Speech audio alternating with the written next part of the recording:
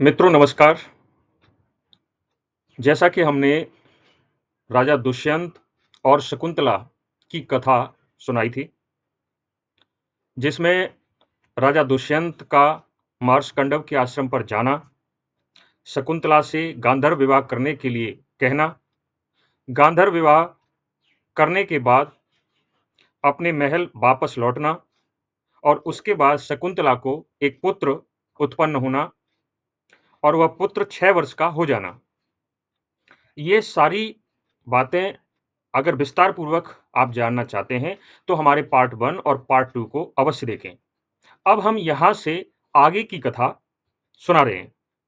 ये कथा महाभारत के आदि पर्व के अंतर्गत संभव पर्व में है और आदि पर्व का 68वां अध्याय, आदि पर्व के 68वें अध्याय से ये कथा प्रारंभ होती है और 74 अध्याय तक चलती है।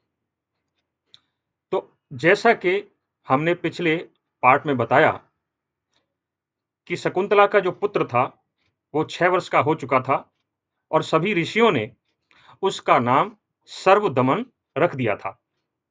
उसके बाद महर्षि कंडव ने उसकी शिक्षा की व्यवस्था की और वह बालक बलशाली तो था ही, प्रखर बुद्धि का भी था।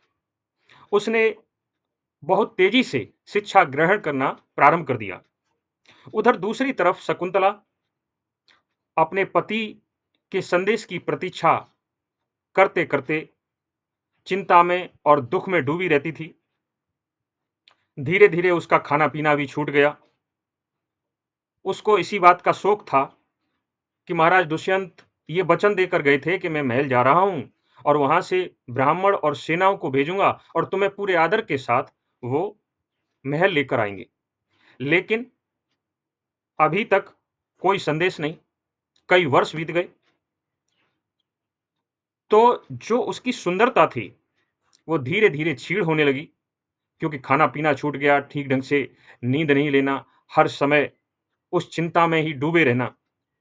महर्षि कंडव ने जब शकुंतला की दशा को देखा, तो उन्होंने कुछ नहीं कहा, शांत रहे और उधर दूसरी तरफ शकुंतला के पुत्र की शिक्षा-दीक्षा चलती रही। जैसे ही 12 वर्ष का पुत्र हुआ, तो उसकी शिक्षा पूर्ण हो चुकी थी। फिर एक दिन शकुंतला को बुलाकर महर्षि कंडव ने कहा कि हे पुत्री, यदि महाराज दुष्यंत ने कोई भी बुलावा नहीं भेजा, तो कोई बात नहीं, तुम अपने पुत्र को लेकर हस्तिनापुर चली जाओ। अब तुम्हारे पुत्र की शिक्षा-दीक्षा पूरी हो चुकी है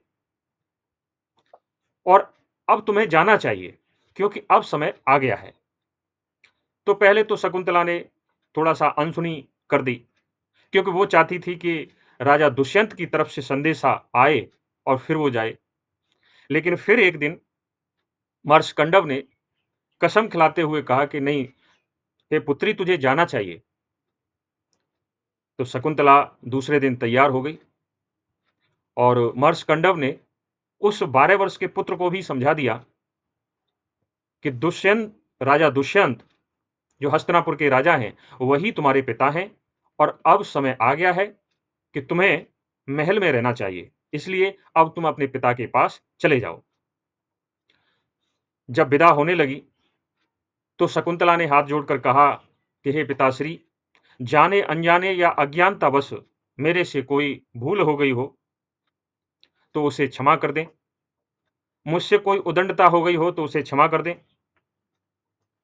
अब मैं आपको छोड़कर जा रही हूँ। जैसा कि हर पिता का स्वभाव होता है, चाहे वो कितने भी कठोर हृदय का हो, महर्षि कंडव भी एक पत्थर की शिला पर बैठकर नीचे को गर्दन डाले हुए आँखों से आँसू बहा रहे थे, क्योंकि उन्होंने इतने वर्षों से उस शकुंतला को पाला था और अब वो अपने ससुराल जा रही है। तो हर पिता की आँखों में आँसू आ जाते हैं।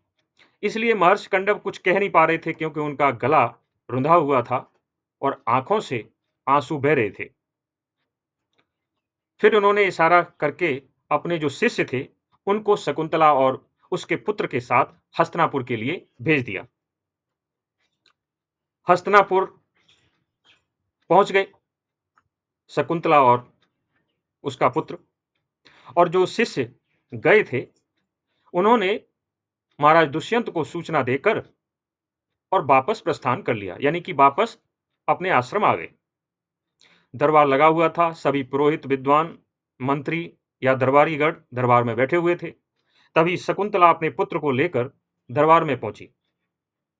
उसे काफी लज्जा थी कि वो अब सबके सामने कैसे कहे, लेकिन फिर भी साहस बांधते हुए वो पहुंची। वहां एक खंबा था, तो उस खंबे की ओट में खड़ी हो गई।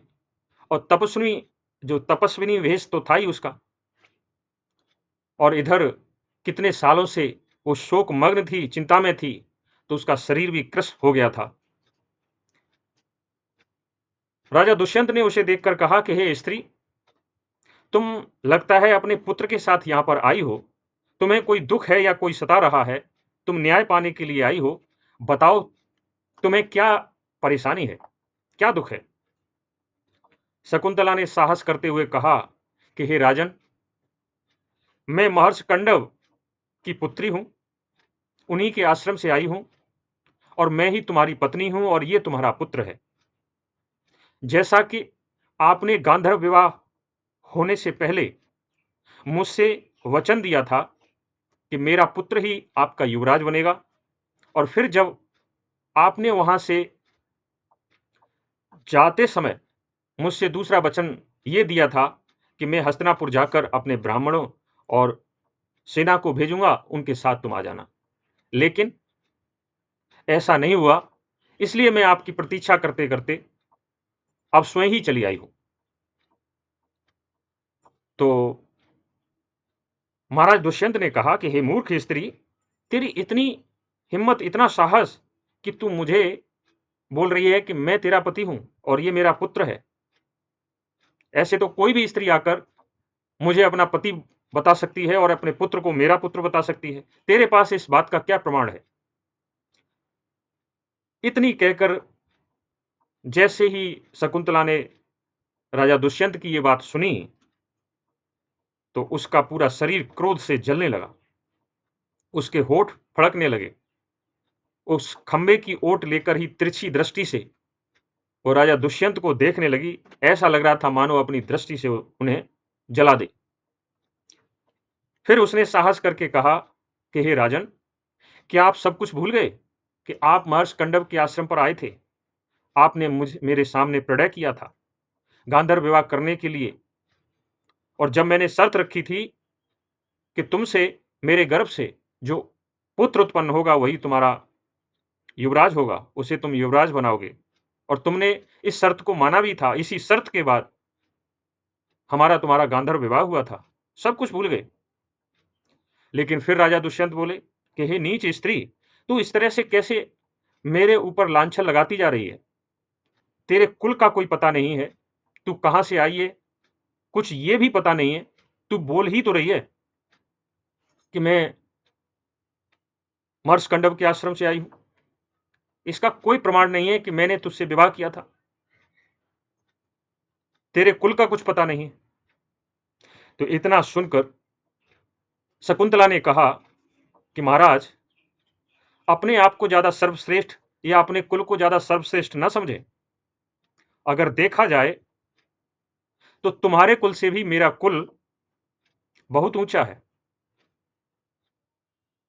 शकुंतला ने कहा कि देवलोक में जितनी भी अप्सराएं हैं, उन सभी अप्सराओं में 6 अप्सराएं सबसे श्रेष्ठ हैं।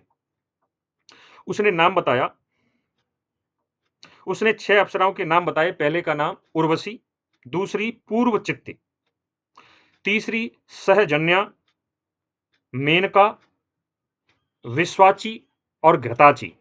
ये 6 अप्सराएं सभी अप्सराओं में श्रेष्ठ थीं। और इन 6 में भी जो सबसे श्रेष्ठ अप्सरा है, उसका नाम है मेनका, और वही मेरी माता है। मेनका के बारे में कुछ महाराज दुष्यंत ने कुछ अपशब्द कहने की कोशिश की, तो शकुंतला ने कहा कि मेरी माता मेनका की उत्पत्ति स्वयं ब्रह्मा जी से हुई है और सभी देवतागण मेरी माता का सम्मान करते हैं, उसे आप तुच्छ ना समझें। रही बात मेरे पिता की, तो महर्षि विश्वामित्र मेरे पिता हैं।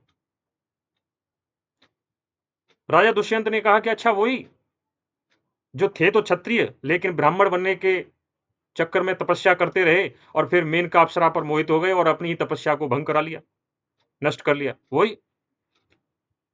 शकुंतला ने कहा कि ऐसा मत कहिए, मेरे पिता विश्वामित्र का कुल भी बहुत ऊंचा है। ब्रह्मा जी के पुत्र कुश और कुश के कुशनाभ और कुशनाभ के हुए गाधी और गाधी के पुत्र हैं मेरे पिता विश्वामित्र। इसलिए मैं मेनका अप्सरा और महर्षि विश्वामित्र की पुत्री हूं। मैंने आपको स्पष्ट अपने कुल का परिचय दे दिया। लेकिन किसी भी हाल में राजा दुष्यंत शकुंतला और उसके पुत्र को स्वीकार करने के लिए तैयार नहीं हुए। शकुंतला ने कहा, चलो मुझे स्वीकार मत करो, लेकिन मेरे पुत्र को तो स्वीकार कर लो, जो कि तुम्हारा ही अंश है। लेकिन राजा दुष्यंत ने उसे भी स्वीकार नहीं किया। शकुंतला ने कहा कि पुत्र पुत्र नामक नरक से पिता को निकालता है, बचाता है, और ब्रह्मा जी ने इसीलिए उसे पुत्र कहा है। और रही बात ये कि ये तुम्हारा पुत्र है या नहीं, तो बहुत सारे ऐसे लक्षण होते हैं जिनसे ये पता चलता है कि उस पुरुष का पुत्र है या नहीं। और वो लक्षण क्या बताए, महाभारत में लिखा हुआ है। निर्णय करने वाली क्षमता, चाल ढाल, स्वर, स्मरण शक्ति, उत्साह, शील और स्वभाव, विज्ञान, पराक्रम, साहस, प्रकृति भाव यानी कि स्वभाव, आवर्त यानी कि भंवर, रोमावली यानी कि जो रोम होते हैं शरीर पर, इन सब से जिससे भी ये सब वस्तुएं जिसकी ये सब वस्तुएं जिससे सर्वथा मिलती जुलती हो, वही उसका पुत्र होता है। यानी कि जिस पुरुष से भी ये सब मिलता जुलता हो, वही उसका पुरुष होता है, पिता होता है। और आप और इस मेरे बालक से जितनी भी बातें मैंने बताई हैं, वो सब मेल खा रही हैं, इसलिए ये तुम्हारा ही पुत्र है। लेकिन फिर भी राजा दुष्यंत ने दोनों को स्वीकार नहीं किया। तो अंत में शकुंतला ने कहा कि ठीक है, तुमने मुझे स्वीकार नहीं किया, मेरे पुत्र को स्वीकार नहीं कर रहे हो, तो कोई बात नहीं, मैं अब लौटकर अपने पिता मर्षकंडव के आश्रम चली जाती हूं। लेकिन ध्यान रखना, देवराज इंद्र ने आकर स्वयं मुझसे ये कहा था कि हे शकुंतले, तेरा पुत्र आगे चलकर चक्रवर्ती सम्राट बनेगा। कोई भी शत्रु तेरे पुत्र के सामने टिक नहीं सकता। या तो वो अपने प्राण बचाने के लिए भाग जाएगा, या वह मर जाएगा, यानी कि उसकी मृत्यु संभव है। इतना शक्तिशाली तेरा पुत्र होगा और पूरी पृथ्वी को अपने वश में कर लेगा। तो मेरा पुत्र तो राजा क्या, चक्रवर्ती राजा बनेगा। इसलिए अब मैं जा रही हूं। और दुखी शकुंतला, क्रोध में भरी हुई शकुंतला आंसू बहाती हुई वहां से जैसे ही चलने लगी, वैसे ही भविष्यवाणी हुई, सॉरी, आकाशवाणी हुई। और आकाशवाणी में एक देवदूत ने आकर जो आकाशवाणी की, उसने कहा, हे राजन, ये तुम्हारा ही पुत्र है, तुम इसे स्वीकार करो। और ये शकुंतला तुम्हारी ही धर्मपत्नी है, तुम इन्हें अस्वीकार क्यों कर रहे हो? तुमने जो वचन दिया था गांधर्व विवाह करने से पहले, उस वचन को पूरा करो और इस पुत्र का नाम भरत रखो और इसे अपना युवराज बनाओ और इस शकुंतला को अपनी धर्मपत्नी स्वीकार करते हुए इस राज्य की या अपनी महारानी बनाओ। जब आकाशवाणी हुई, तो सभी दरबारियों ने या वहां पर उपस्थित सभी लोगों ने सुना। तो राजा दुष्यंत बहुत प्रसन्न हुए और हाथ जोड़कर शकुंतला से कहा कि हे प्रिय, मुझे सब कुछ पता था, मैं तुम्हें पहचान गया था पहले ही। मुझे जो तुम्हारे साथ मर्सकंडव के शिष्य आए थे, उन्होंने सब कुछ बता दिया था। लेकिन फिर भी मैं भरी सभा में इसलिए मना कर रहा था, ताकि सभी को यह प्रमाणित हो जाए, सभी के सामने यह प्रमाणित हो जाए कि वास्तव में ये मेरा ही पुत्र है और तुम मेरी ही पत्नी हो। अब जो आकाशवाणी हुई है, उससे ये प्रमाणित हो चुका है और मैंने जो भी कठोरता दिखाई या जो भी अपशब्द कहे तुम्हारी माता और तुम्हारे पिता के बारे में, उसके लिए तुम मुझे क्षमा कर देना। और ऐसा कहते हुए उसके बाद कुछ समय उपरांत ही शकुंतला को महारानी घोषित किया गया। उसके पुत्र को अपना युवराज राजा दुष्यंत ने बनाया और वे दोनों, यानी कि जो पहले सर्वदमन नाम था शकुंतला के पुत्र का, उसका नाम भरत रख दिया गया, जैसा कि देवदूत ने कहा था आकाशवाणी में। तो देवदूत ने ही सर्वदमन का नाम भरत सुझाया था राजा दुष्यंत को। और इस प्रकार जो राजमाता थी, यानी कि राजा दुष्यंत की माता, जिनका नाम था रथनतर्या, रथनतर्या जो राजमाता थी, उन्होंने भी अपने नाती यानी कि पोते को, अपने पुत्र के पुत्र को और अपनी पुत्रवधू को पूरे सम्मान के साथ, पूरी प्रसन्नता के साथ स्वीकार किया। तो इस प्रकार ये कथा राजा दुष्यंत और शकुंतला की इस महाभारत के आदि पर्व के 74वें अध्याय तक समाप्त होती है। धन्यवाद। अब हम मिलेंगे किसी दूसरी कथा के साथ।